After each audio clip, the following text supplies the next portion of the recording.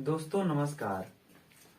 आज का लेक्चर होगा हमारा कूलाम के नियम पर।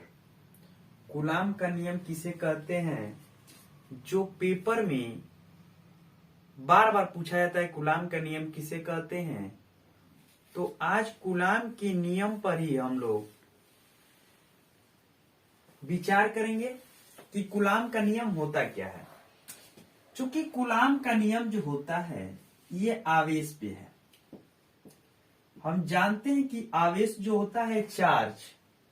आवेश कितने टाइप्स के होते हैं, तो आवेश दो प्रकार के यहां लेंगे हम। एक होगा धनावेश और एक होगा ऋणावेश। एक होता है धनावेश और एक होता है ऋणावेश।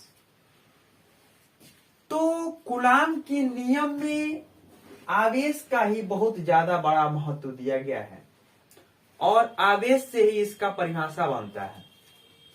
तो एक धनावेश होगा, एक ऋणावेश होगा। चूंकि अगर धन धन दो बार है, धन आवेश और धनावेश, अर्थात धनावेश धनावेश हो या ऋणावेश ऋणावेश हो या धनावेश और ऋणावेश हो, तो ये धन धन की जो जाति है हर किसी व्यक्ति का अपना अपना जाति होता है। ठीक उसी प्रकार आवेश की भी जाति है। तो ये धन आवेश की जाति है। तो ये जाति कैसी है, एक जाति के हैं, इसलिए एक जाति के होने से इसका नाम रख दिया गया है सजातीय। इसका नाम रख दिया गया है सजातीय। मतलब धन आवेश यह भी है, धन आवेश यह भी है और धन आवेश यह भी है। तो धन आवेश की जाति एक हुई, इसलिए इसे कह दिया गया सजातीय। यह है ऋणावेश। क्या है वह? ऋणावेश यह है और यह भी कैसा है, यह भी ऋणावेश है। और ऋणावेश दोनों की जो जाति है यह एक ही जाति के हैं। अर्थात कहने का मतलब यह है कि यह भी कैसे हैं, सजातीय है। मतलब एक ही जाति के होने से यह कैसे जाति के बन जा रहे हैं, सजातीय बन जा रहे हैं। लेकिन यहाँ है धनावेश और यहाँ है ऋणावेश। यहाँ है धनावेश तो यह धनावेश है। यह कौन सा आवेश है, तो हम कहेंगे कौन सा आवेश है, धनावेश है। और यह कौन सा आवेश है, तो यह है आपका ऋणावेश। तो धनावेश ऋणावेश यह कौन सी जाति के हैं, तो हम कहेंगे कि यह विजातीय आवेश के हैं। ये किस जाति के आवेश हैं, यह किस जाति के आवेश हैं, तो यह विजातीय आवेश है। मतलब इसकी जाति कौन सी है, अलग अलग है। क्या है, अलग अलग है, अलग अलग जाति है। देखिए, अब देखिए ध्यान से, एकदम अच्छे से समझते हैं इसको कि इसकी जाति प्लस प्लस होने के बाद सजातीय, माइनस माइनस होने के बाद सजातीय, लेकिन धनावेश और ऋणावेश होने पर क्या होता है, विजातीय। तो कहता है नियम मेरा कि जब जाति सजातीय हो, एक जाति के हो, तो यह एक दूसरे को क्या करेगा, प्रतिकर्षित करेगा। क्या करेगा, प्रतिकर्षित करेगा। इसका मतलब यह हुआ कि यह एक दूसरे से दूर हटेंगे। क्या हटेंगे, दूर हटेंगे। प्रतिकर्षित मतलब दूर हटना, आकर्षित मतलब अपने तरफ उसको खींचना, अपने तरफ उसको लाना। अर्थात देखिए, सजातीय आवेश ये क्या है बेटा, ये हम कहेंगे क्या है, आवेश है। क्या है, आवेश है। तो सजातीय आवेश एक दूसरे को क्या करती है, प्रतिकर्षित करती है। ठीक यहीं पर है सजातीय आवेश। कौन सा आवेश, सजातीय आवेश एक दूसरे को क्या करती है, तो प्रतिकर्षित करती है।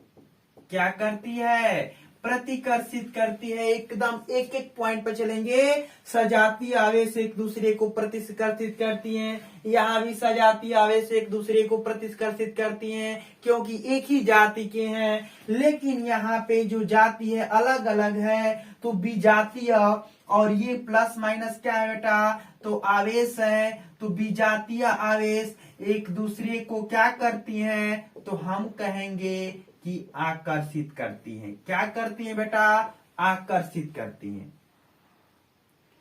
तो सजातीय आवेश एक दूसरे को प्रतिकर्षित करती हैं।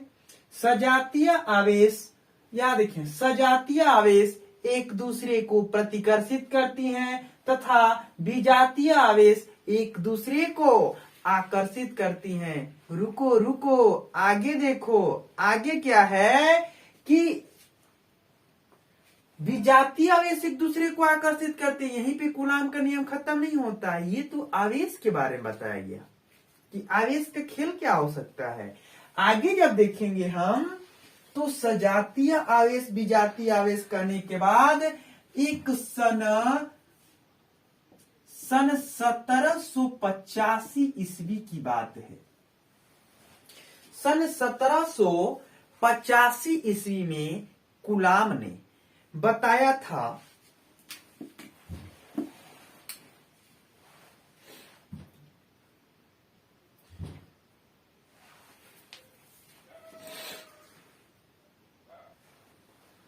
तो सन 1785 ईस्वी में अपने नियम को उन्होंने बताए थे। सन 1785 में अपने नियम को प्रतिस्थापित किए थे, उन्होंने स्थापित किया था। लेकिन इसके पहले कितने आवेश हैं, एक धन आवेश होता है और एक क्या होता है, ऋण आवेश होता है। तो आवेशों के बीच में दो आवेश, कितने आवेश, ये कितने आवेश है बेटा, तो दो आवेश, दो आवेशों के बीच में क्या, बीच में एक बल लगता है। क्या लगता है, बल लगता है। दो आवेश रहेंगे और दोनों आवेशों के बीच में क्या लगता है, एक बल लगता है। या तो प्रतिकर्षित बल लगेगा या तो आकर्षित बल लगेगा। इसका मतलब दो आवेशों के बीच में एक बल लगता है, जिस बल का नाम है वैद्युत बल। क्या नाम है, वैद्युत बल। उसे हम क्या कहेंगे, वैद्युत बल।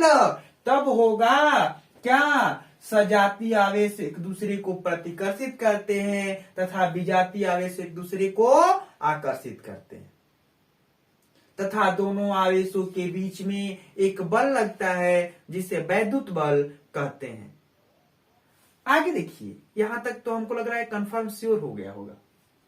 श्योर हो गया होगा क्या, कि सजातीय आवेश एक दूसरे को प्रतिकर्षित करती है तथा विजातीय आवेश एक दूसरे को आकर्षित करती हैं। दो आवेशों के बीच में, अब पैरा चिन्ह कर लिखेंगे, दो आवेशों के बीच में एक बल लगता है जिसे वैद्युत बल कहते हैं। तब आगे लिखेंगे, पैरा फिर चेंज करके लिखते हैं कि सन 1785 ईस्वी में, सन 1785 ईस्वी में क्या हुआ, आवेश था कितने, दो आवेशों, कितने, दो आवेशों के बीच में, दो आवेशों के बीच में कुछ बल लगा।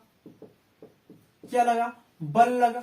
दो आवेशों के बीच में कुछ बल स्थापित हुआ, बल लगा, हुआ कि नहीं हुआ। जब बल लग गया तो इन दोनों के आवेशों के बीच में एक संबंध स्थापित कर दिया गया।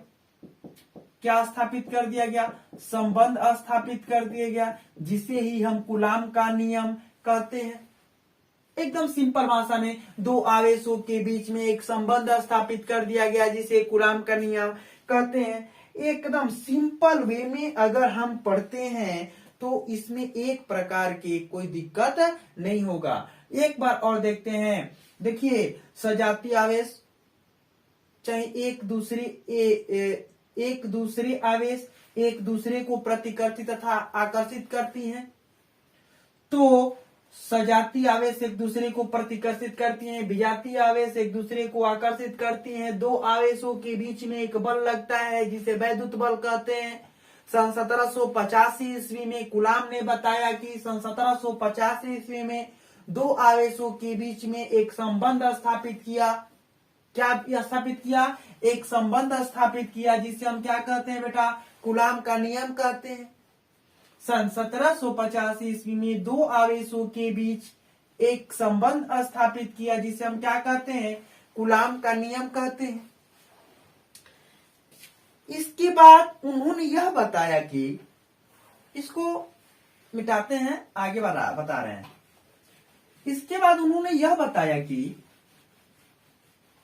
जो बल होता है, जो बल लगता है, ये बल आवेशों के बीच लगता है।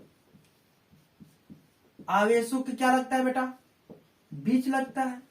तो आवेश मेरे को दो हैं। कितने आवेश हैं? दो आवेश हैं।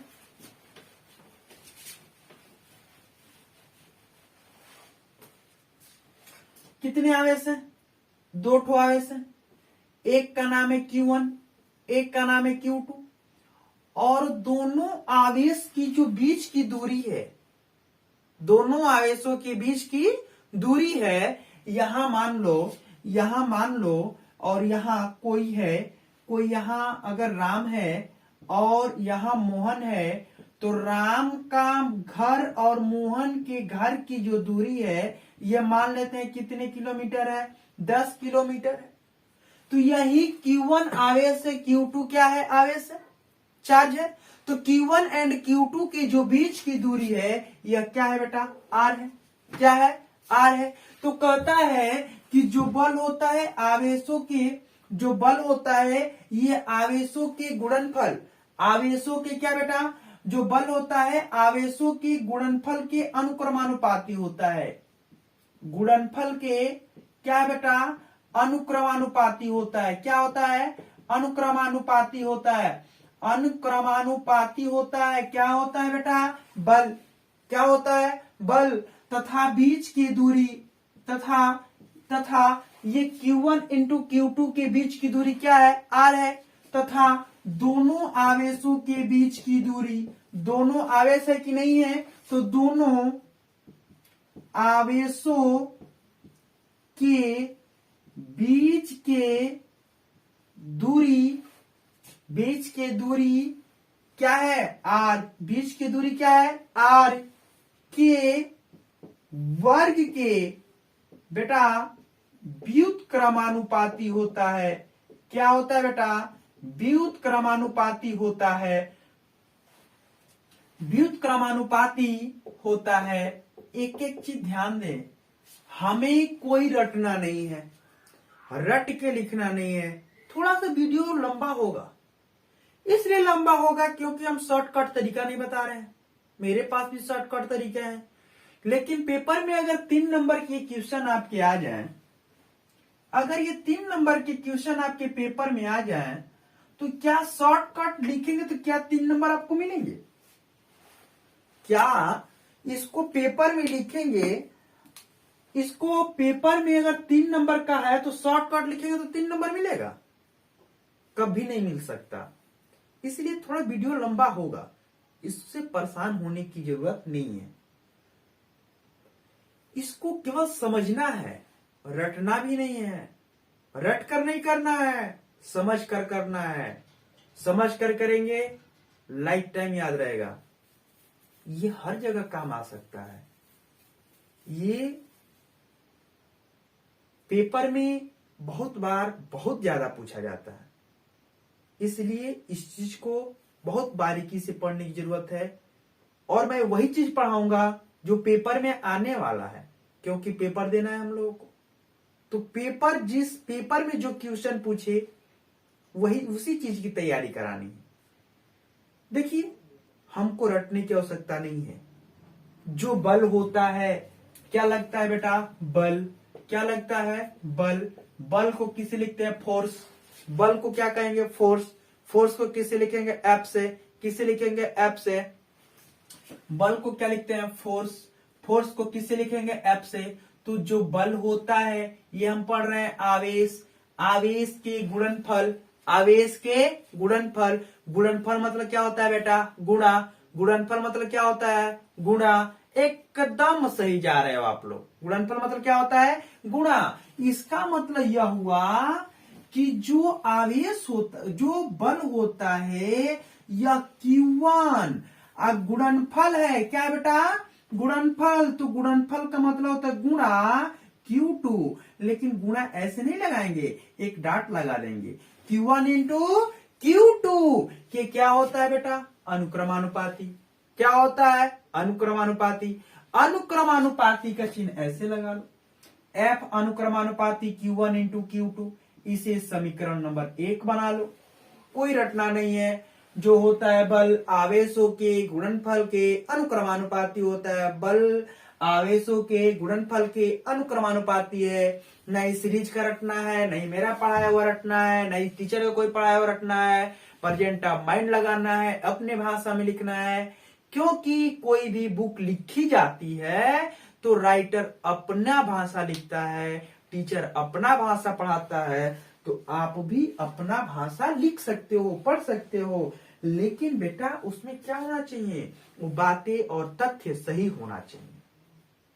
तो कुछ नहीं, हमने क्या पढ़ाया, ज्यादा कुछ नहीं पढ़ाया, ज्यादा अभी कुछ नहीं पढ़ाया। फिर एक बार रिवीजन करेंगे। देखिए यहाँ पर जो बल होता है ये हाँ लगा लीजिए, बल एक ठो सपोज दैट बल लगा लिए, ये आवेश के गुणनफल, गुणनफल क्या होगा गुणा हो गया, Q1 Q2 हो गया। इसका क्या होता है बेटा अनुक्रमानुपाती होता है, तो F अनुक्रमानुपाती Q1 इंटू Q2।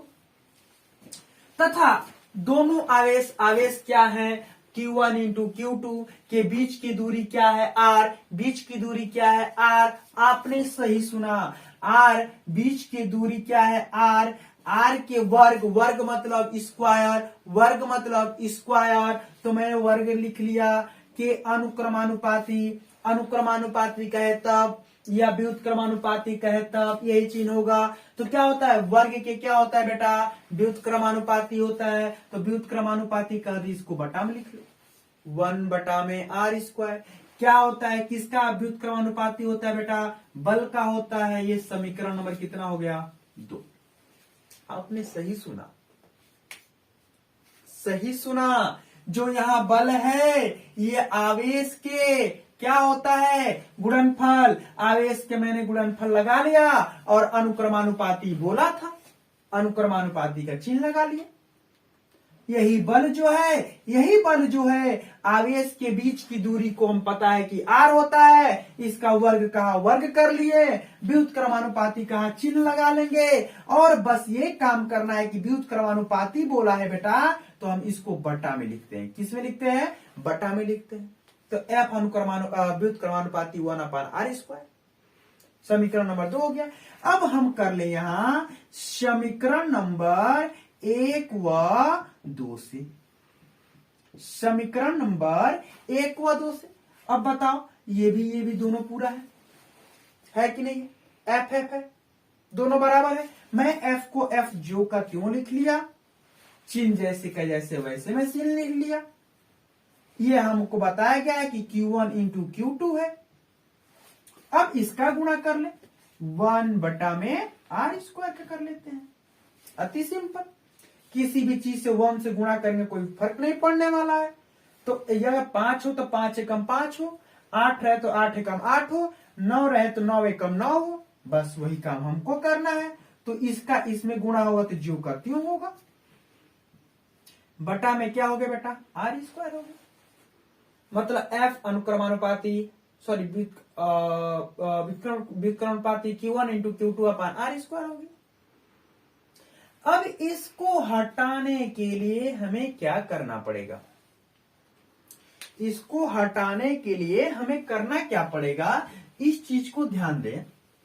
इसको हटाने के लिए हमें कुछ ज्यादा नहीं करना है, हाँ थोड़ा सी इस चीज को हमें याद रखना पड़ेगा, इस चीज को याद रखना पड़ेगा। यहाँ Q1 है, यहाँ Q2 है, यहाँ R था, याद रखना पड़ेगा थोड़ा सा। कुछ नहीं करना है बेटा, Q1 इंटू Q2 अपन R स्क्वायर है, यहाँ अनुक्रमानुपाती दिया है, इसको हटा देंगे। तो इसको मैं हटाया तो F is equal to K Q1 into Q2 upon R का स्क्वायर। बेटा के क्या है? बोलेंगे कि कुछ नहीं भाई, नियतांक है। क्या है? नियतांक है, कांस्टेंट है। क्यों लिया गया? क्यों नहीं लगाए? क्यों नहीं लगाएंगे तो ये चिन्ह हटेगा नहीं, इसको हटाना जरूरी था, तो क्यों हटा दिए? तो यहां लिखेंगे जहां क्या बेटा, के एक क्या है? नियतांक है। क्या है बेटा? नियतांक है। क्या है? नियतांक है। तो मैं कहा कि के हटा देते हैं, तो चलो ठीक है, के हटा दिए तो एफ इक्वल टू के जगह पर लिख लिया 1/4 epsilon 0 Q1 into Q2 upon R square मैंने लिख लिया।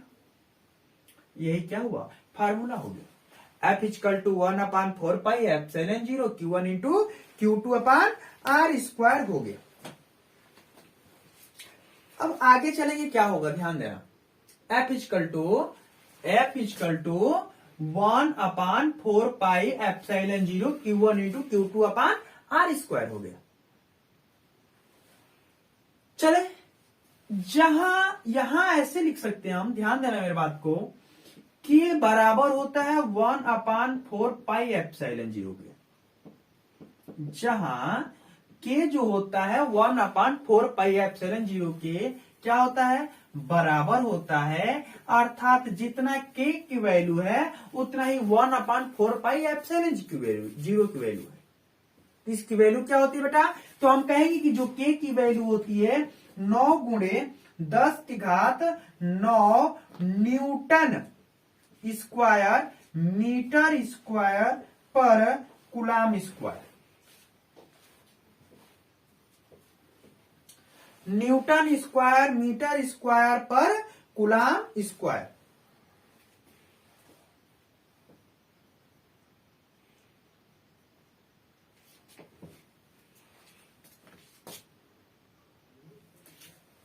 तो के का वैल्यू कितना होगा? 9 गुणे 10 घात 9 न्यूटन मीटर स्क्वायर पर कूलाम स्क्वायर। तो 1/4 एप्सिलॉन 0 की भी वैल्यू हो गया 9 गुणे 10 घात 9 न्यूटन मीटर स्क्वायर पर कूलाम स्क्वायर। ये तो बात हुआ। अब यहां पे आते हैं कि एक होता है यहां एप्सिलॉन 0, तो एप्सिलॉन 0 की जो वैल्यू होती है 8.85 इंटू 10⁻⁻12 कूलाम स्क्वायर पर न्यूटन मीटर स्क्वायर। अब एक होता है बीमा, एप्सिलॉन 0 का बीमा क्या होता है? तो जो एप्सिलॉन 0 की बीमा होती है m के पावर -1 एंड l के पावर -3 t के पावर 4 एंड a के पावर 2, यह आपकी क्या होती है? बीमा होती है। क्या होती है? बीमा होती है। एप्सिलॉन 0 की वैल्यू 8.85 में 10⁻12 कूलाम स्क्वायर पर न्यूटन मीटर स्क्वायर। एप्सिलॉन 0 की बीमा क्या होती है? m के पावर -1 l के पावर -3 t के पावर 4 a के पावर 2। तो एक बार और रिवीजन करते हैं। देखिए, दो सजातीय आवेशों के बीच लगने वाला बल प्रतिकर्षण बल कहलाता है तथा दो विजातीय आवेशों के बीच लगने वाले बल को आकर्षण बल कहते हैं। दोनों आवेशों के बीच, मिलाते रहिए कॉपी पे, दो आवेशों के बीच लगने वाले बल को वैद्युत बल कहते हैं। सन 1785 ईस्वी में, परिचय करके लिखेंगे, सन 1785 ईस्वी में दो आवेशों के बीच में एक संबंध स्थापित किया गया जिसे हम कूलाम का नियम कहते हैं। पैराचयन करके लिखेंगे फिर बेटा कि बल आवेशों के गुणनफल के अनुक्रमानुपाती होता है तथा दोनों आवेशों के बीच के दूरी, देखिए, बल दोनों आवेशों के गुणनफल के अनुक्रमानुपाती तथा दोनों आवेशों के बीच के दूरी r के वर्ग के व्युत्क्रमानुपाती होता है। तो जब गुणनफल कहे तो यहाँ गुणा लगा लिया, तो f अनुक्रमानुपाती Q1 into Q2 upon R square, Q1 into Q2, and दूसरा कहता है बीच की दूरी r के स्क्वायर के व्युत्क्रमानुपाती, मतलब बटा लगा लीजिएगा, एफ है तो F अनुक्रमानुपाती Q1 into Q2 into 1/r², इसका गुणा करेंगे 1 में तो जो का त्यों हो गया बटा का r²। इसको हटाने के लिए हम क्या लिखे हैं k into Q1 into Q2/r², जहां k एक क्या है नियतांक है। k को हटाकर मैं लिखा क्या 1/4πε0 Q1 इंटू Q2/r²। तो यहाँ पे एक 1/4πε0, तो जहां देखिए यहाँ पे जहां k बराबर 1/4πε0 बराबर होता है, मतलब k के बराबर होता है, तो k का कुछ न कुछ क्या होती है बेटू वैल्यू होती है। तो k की वैल्यू होती है 9 × 10⁹ न्यूटन मीटर स्क्वायर पर कूलम स्क्वायर। अब जो होता है ε0, इस ε0 की वैल्यू होती है 8.85 × 10⁻12, और इसी के उल्टा कर दीजिए कूलम स्क्वायर पर न्यूटन मीटर स्क्वायर। और एक ε0 की क्या होती है बीमा होती है। इस बीमा को याद कर लीजिएगा क्योंकि क्लास 11 में बीमा दिया था। अब क्यों याद करना बताते हैं। ε0 की बीमा होती है m के पावर -1, l के पावर -3, t के पावर 4 और a के पावर 2। ये क्या होती है बीमा होती है। अब कहेंगे सर इसको क्यों याद करा रहे हैं। तो पेपर जब देने जाएंगे तो ऑब्जेक्टिव क्वेश्चन बहुविकल्पी क्वेश्चन होते हैं। बहुविकल्पी क्वेश्चन होते हैं। बहुविकल्पी क्वेश्चन कहां से पूछ दिया है कोई गारंटी नहीं है। या तो किसी का मात्रक पूछ दे, किसी का बीमा पूछ दे, या किसी का वैल्यू पूछ दे। इस पर भी हम बताएंगे, चर्चा करेंगे, क्योंकि पहला चैप्टर है वैद्युत आवेश। और वैद्युत आवेश में मैं कोई ऐसा हेडिंग नहीं छोड़ूं जो आपके पेपर में आए। अगर वैद्युत आवेश से कोई भी पेपर में क्वेश्चन बने तो मेरी क्वेश्चन से बाहर नहीं जाएगा। तो आप लोग इस बेस से तैयारी करें। रहा सवाल जो भी छूटा हो, जो भी कमियां हो, कमेंट बॉक्स में लिख कर बताएं कि सर अगर स्पीड ज्यादा हो तो भी बताएं, कम हो तो भी बताएं। वीडियो लंबा हो रहा है क्योंकि एक ही बात को मैं कई बार बोल रहा हूं, ताकि आपके माइंड में सेटअप हो जाए, अच्छे से आ जाए, जानकारी अच्छी मिले, जो भी दिक्कत हो, जो भी डाउट हो वो क्लियर हो जाए। तो ठीक है, अब हम अगले वीडियो में मिलते हैं। वैद्युत क्षेत्र की तीव्रता आप लोग भी रिवीजन करके रखे रहे हैं, और वैद्युत क्षेत्र की तीव्रता हम आप लोग के अगली वीडियो में लेकर आएंगे, जो पेपर में हमेशा पूछता रहता है। उसकी क्या क्वालिटी है, कैसे याद करें, उसको समझेंगे। तब तक के लिए धन्यवाद। जय हिंद, जय भारत।